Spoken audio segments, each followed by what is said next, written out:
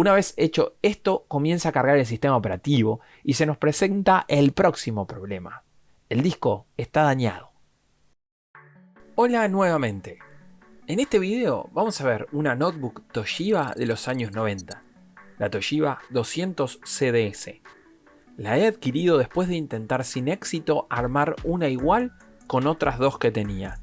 Lamentablemente las pantallas de estas máquinas no son su punto fuerte, así que si bien conseguí dos en muy buen precio, ninguna tenía las pantallas en buenas condiciones.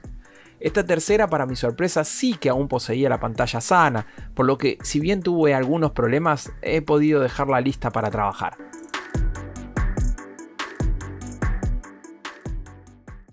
Pero, ¿por qué tanto entusiasmo por esta notebook? Pues porque se trata de uno de los diseños más aclamados de Toshiba por estos años. Era una máquina robusta, sólida y con buenas características. No era la primera que Toshiba sacaba al mercado, pero sí que era una apuesta fuerte. Creo que una de las principales características que podemos destacar frente a notebooks que vinieron después es la carencia de una fuente externa. Toshiba prefirió colocar el circuito de fuente internamente en la notebook, así que esta va directamente conectado a la línea. Es bastante pesada y la verdad es que se nota muy sólida. Al ser de color gris, no he tenido ningún problema con el paso del tiempo, al menos en la parte estética. No se han manchado los plásticos, no es el típico blanco que se pone amarillo. Sin embargo, sí que tenía algunas partes débiles, como esta cerca del teclado, o bien algunas pequeñas partes donde se esconden los conectores. En todas las notebooks de esta serie los he visto rotos. Así que por todo esto y por más que veremos en este video, esta notebook de los años 90 es ideal para cualquiera que quiera probar cosas retro. Podríamos decir que es una buena notebook para experimentar con software y hardware de los 90. Bien, debo decir que una de las tres venía con un bolso que pude aprovechar para la que quedó finalmente funcionando. El bolso es original de Toshiba. Vamos a abrirlo para encontrarnos con la máquina, la cual entra demasiado justa, pero ya que no tiene fuente externa para guardar, la verdad es que el bolso le va muy bien.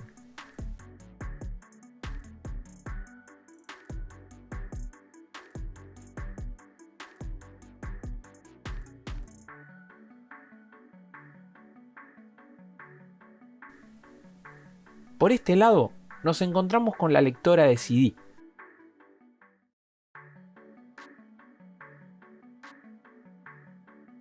Y un control de brillo de pantalla. Girando, tenemos un conector de video, un conector de impresora, un conector propietario, el conector a la línea, un pequeño fan y un conector PS2 compartido para teclado o mouse. De la otra parte tenemos un conector de mouse serie, la ranura PCMCIA, el botón de encendido y los conectores de audio.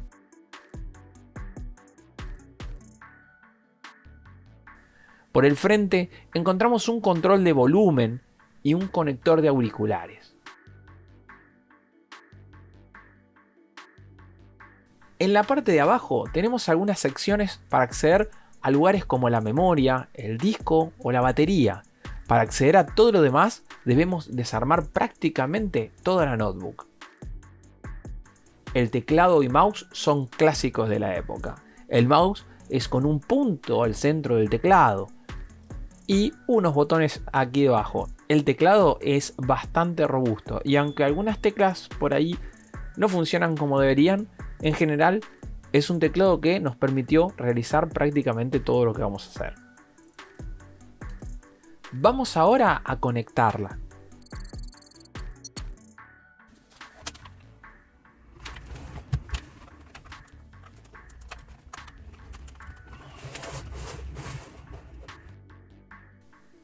Vemos que ya ha tomado alimentación. Debo decir que no es demasiado ruidosa, pero sí que el monitor parece hacer un zumbido que a medida que pasa el tiempo va silenciándose.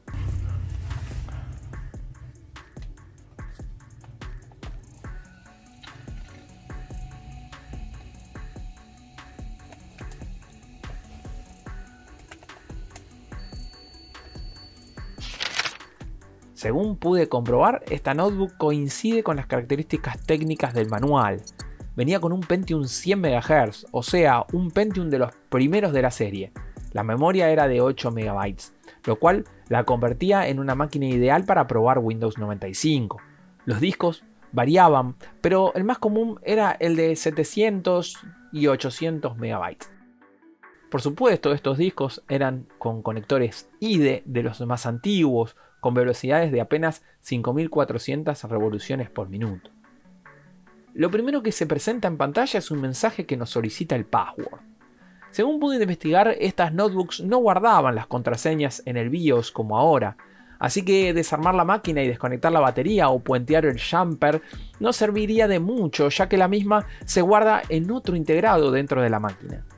En este caso no deja hacer nada, no deja bootear ni acceder al BIOS, ni seguir el chequeo común de inicio.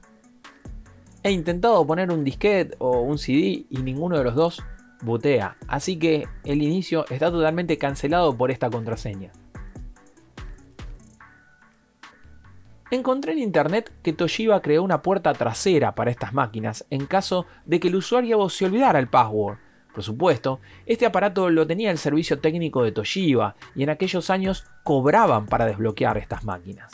Algo así como puede pasar hoy con los teléfonos celulares bloqueados por Apple o por Google con Android. Años después de la salida de estas notebooks, el armado de este aparato para desbloquearlas salió a la luz.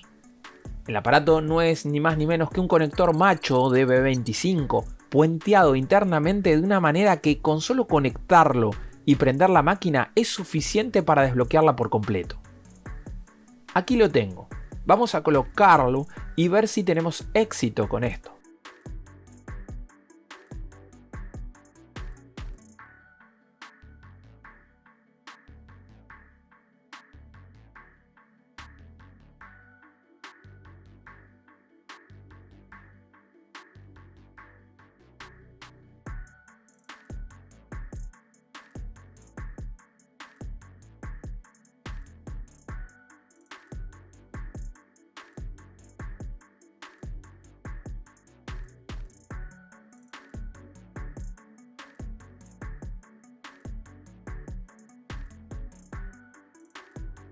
Una vez colocado, prendemos la máquina y deberíamos no ver el mensaje de password.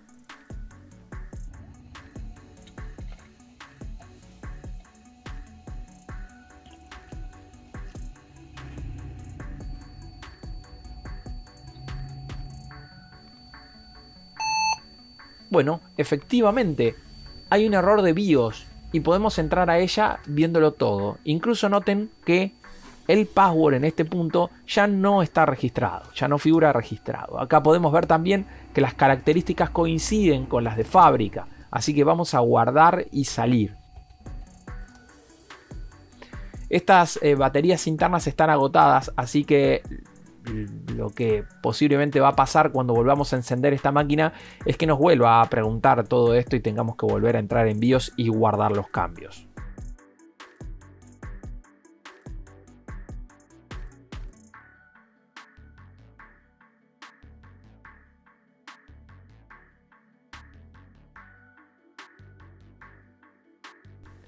Una vez hecho esto, comienza a cargar el sistema operativo y se nos presenta el próximo problema. El disco está dañado.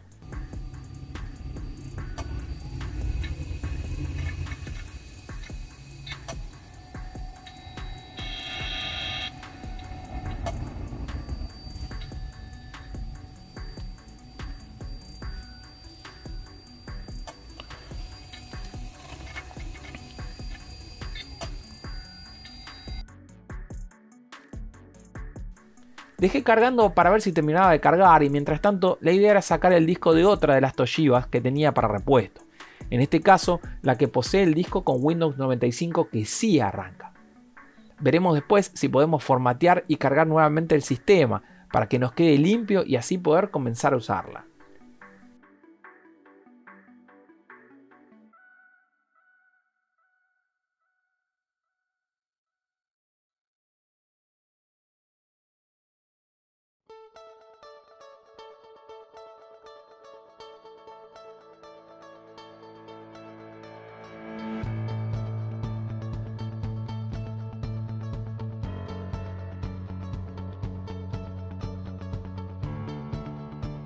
Windows 95 cargó lentamente.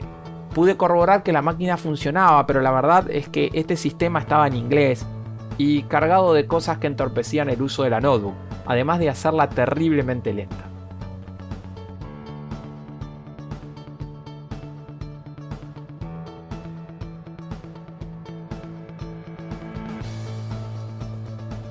Emprendí el viaje de formatearla y cargarle un nuevo sistema operativo. En este caso me pareció mejor el Windows 3.11, que considero puede andar mucho más liviano en una notebook como esta. Pero la cosa no fue tan sencilla como en otras máquinas. Lo primero con lo que me encontré es con la rareza de que si bien el equipo viene con lectora de CD, la misma no sirve para bootear nada, por lo que mi CD booteable con todos mis Windows no iba a funcionar acá. Ya hemos visto que la Toshiba no posee disquetera, sí que venían aparte, pero yo no tenía ninguna. Así que decidí colocarle la PC Mesía que tiene la Compaq que vimos en otro video, pero no pasó nada. No pude bootear por ahí, la máquina no la reconoce. Así que para hacerlo más sencillo, volví a sacar el disco, lo monté en un adaptador a mi Pentium 3 y pude verlo. Entusiasmado por el triunfo, formateé e hice un sys de sistema desde Windows 98.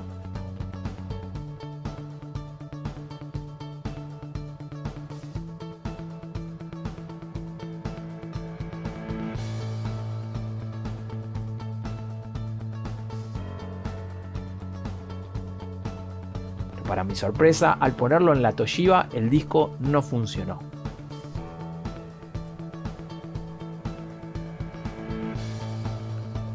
Hice varias pruebas copiando solo los archivos, después desde otra notebook, pero nada, la Toshiba parecía no entender que era un sistema operativo. Después de varias pruebas sin éxito, hablando con un colega, me comentó que quizás lo mejor sería armar una máquina virtual para hacer un sys desde MS-DOS real. Así que monté una máquina virtual con DOS y compatibilidad con CD-ROM. Coloqué mi disco con el adaptador, pero no pude hacer que DOS me lo reconociera como unidad. Sin desesperarme, aún quedaba otra idea. Arranqué la máquina virtual con el CD de Hyren, una suite de utilidades para mantenimiento de PC que incluye un programa gratuito de clonación de discos.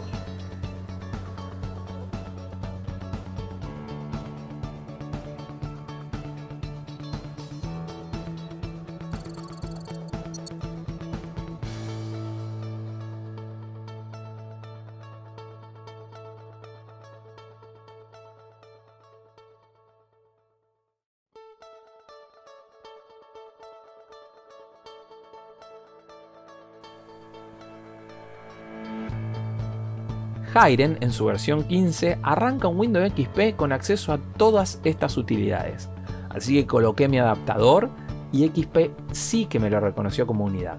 Así que ahí tenía el C, que era la unidad virtual con MS-DOS y la compatibilidad, y la unidad de disco de la Toshiba. Abrí el Clone Disk e hice una imagen de disco virtual para luego restaurarla en el disco de Toshiba.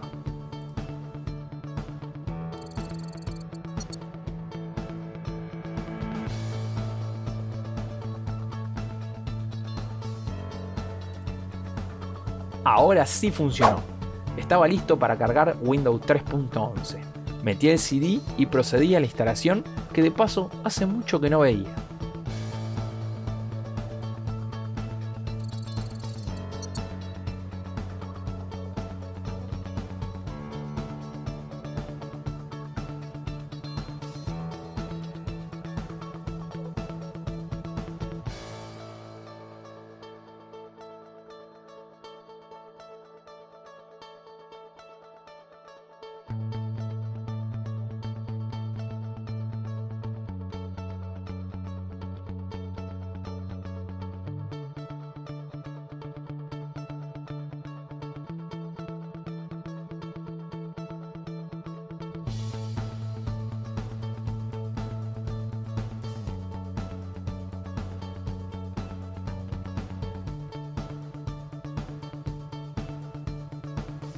Acomodando el software que poseo, encontré el manual de Windows 3, que la instalación recomienda leer para saber usar el sistema.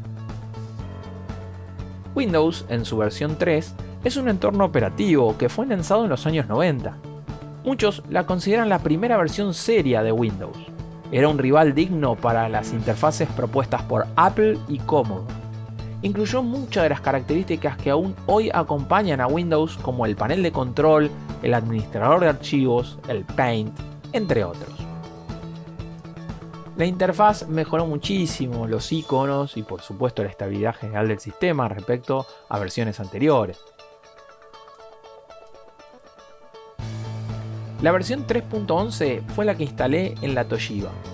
No era más que una actualización de 3.1 que solucionaba varios problemas y que además ofrecía algunas características importantes, como la inclusión de controladores y programas dedicados a la conexión del sistema a una red, cosa que por ahora no podría hacer por no poseer una placa de red PCMSIA para esta máquina, pero que no descarto poder hacerlo en un futuro video. Instalar drivers fue tarea más que difícil. Después de buscarlo en algunos sitios, conseguí unos disquetes de Toshiba que alguien subió al archivo de internet. Bajé los mismos y los incluí en el disco también.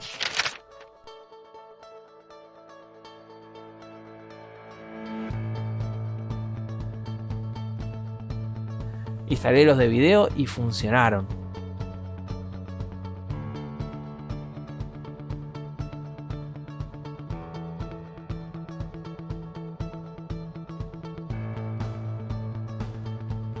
Los de sonido fueron algo más complicado y tuve que buscarlos por otra parte. Finalmente tenía video y sonido.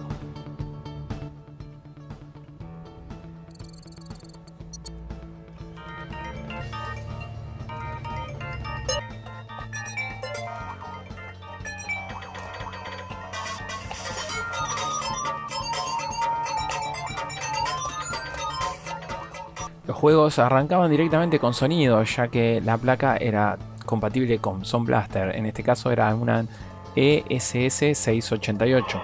Algunas de estas máquinas también venían con Yamaha, una Yamaha OPL3. La verdad no he tenido problema con casi ningún juego en la configuración de sonido y video. Directamente arrancaban y funcionaban. Así que por esto también es una notebook que se elige mucho para lo que es jugar.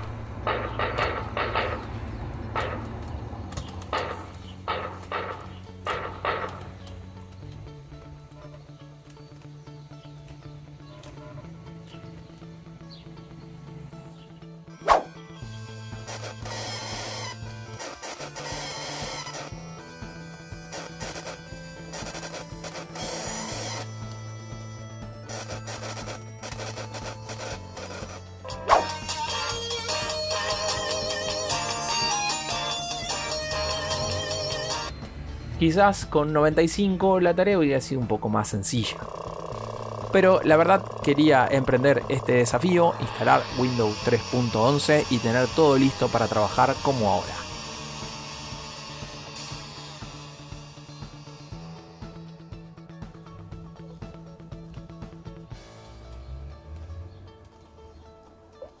Los espero en el próximo video de esta serie para poder cargarle un poco más de software, quizás algunos utilitarios a esta Toshiba 200 CDS de los años 90.